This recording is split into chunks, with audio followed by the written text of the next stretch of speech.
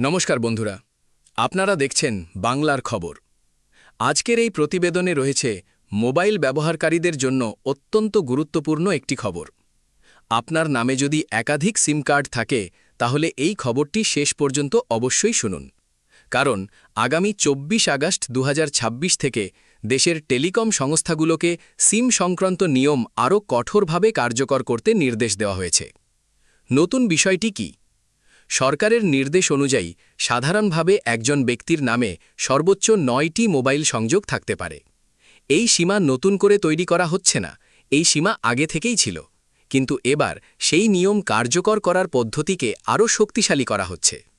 অর্থাৎ আপনার নামে যদি ইতিমধ্যেই 9টি সিম বা মোবাইল সংযোগ থাকে, তাহলে 24 আগস্ট থেকে আপনি আর নতুন করে 10ম সিম নিতে পারবেন না।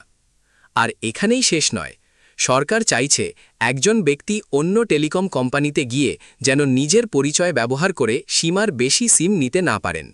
তাই বিভিন্ন টেলিকম সংস্থার তথ্য মিলিয়ে দেখার ব্যবস্থা আরও শক্তিশালী করা হচ্ছে। এই কাজে ব্যবহার করা হবে ডিজিটাল ইন্টেলিজেন্স প্ল্যাটফর্ম অর্থাৎ ডিআইপি।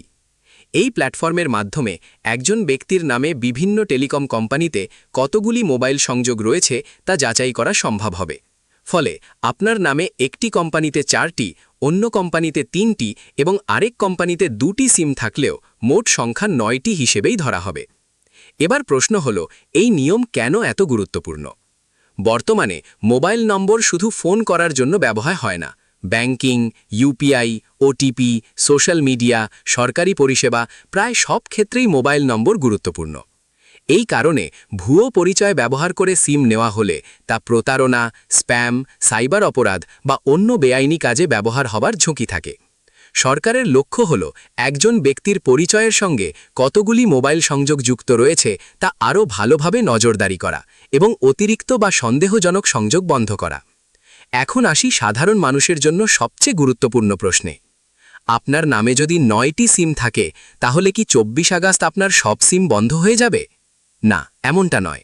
শুধু আপনার নামে 9টি সিম থাকলেই আপনার পুরনো সব নম্বর হঠাৎ বন্ধ হয়ে যাবে এমন নিয়মের কথা বলা হয়নি। মূল বিষয় হল, আপনি যখন সীমা পূর্ণ করে ফেলেছেন তখন নতুন করে আরেকটি সিম নেওয়া ক্ষেত্রে বাধা দেওয়া হবে। তবে কারো নামে অনুমোদিত সীমার বেশি সংযোগ থাকলে সেই অতিরিক্ত সংযোগ নিয়ে ব্যবস্থা নেওয়া হতে পারে। তাই আপনার নামে কতগুলি মোবাইল নম্বর রয়েছে তা আগে থেকেই যাচাই করে নেওয়া ভালো। আরও একটি গুরুত্বপূর্ণ বিষয় রয়েছে। অনেক সময় আমরা পুরনো সিম ব্যবহার করা বন্ধ করে দিই, কিন্তু সেটি আনুষ্ঠানিকভাবে বন্ধ করি না। আবার কখনো কখনো নিজের অজান্তেই পরিচয়পত্র ব্যবহার করে কোনো মোবাইল সংযোগ নেওয়া হয়ে থাকতে পারে। এই ধরনের ক্ষেত্রে সমস্যা তৈরি হতে পারে। তাই নিজের নামে কতগুলি মোবাইল সংযোগ রয়েছে সেটা যাচাই করে নেওয়া অত্যন্ত গুরুত্বপূর্ণ। আপনার নামে যদি এমন কোনো নম্বর থাকে যা আপনি ব্যবহার করেন না অথবা কোনো নম্বর আপনার পরিচিত নয়, তাহলে সেটি নিয়ে দ্রুত ব্যবস্থা নেওয়া উচিত। সরকারের সঞ্চার সাথী পরিষেবার মাধ্যমে নিজের নামে থাকা মোবাইল সংযোগ সম্পর্কে তথ্য যাচাই করা যায় এবং সন্দেহজনক বা অপ্রয়োজনীয় সংযোগের বিরুদ্ধে রিপোর্ট করা যায়। এবার আরেকটি গুরুত্বপূর্ণ তথ্য। ভারতের সব জায়গায় সিমের সীমা একই নয়। সাধারণভাবে দেশের বেশিরভাগ অঞ্চলে একজন ব্যক্তির নামে সর্বোচ্চ 9টি মোবাইল সংযোগের সীমা রয়েছে। কিন্তু জম্মু ও কাশ্মীর, অসম এবং উত্তর পূর্ব ভারতের নির্দিষ্ট রাজ্যগুলিতে এই সীমা 6টি মোবাইল সংযোগ। অর্থাৎ আপনি কোথায় বসবাস করছেন এবং কোন অঞ্চলের নিয়ম আপনার ক্ষেত্রে প্রযোজ্য সেটিও গুরুত্বপূর্ণ। এবার প্রশ্ন হচ্ছে, নতুন সিম নিতে গেলে কি হবে? 24 আগস্ট থেকে টেলিকম কোম্পানিগুলোকে এমন ব্যবস্থা করতে বলা হয়েছে যাতে নতুন সিম নেওয়ার আগে আবেদনকারীর নামে আগে থেকেই কতগুলি মোবাইল সংযোগ রয়েছে তা যাচাই করা যায়।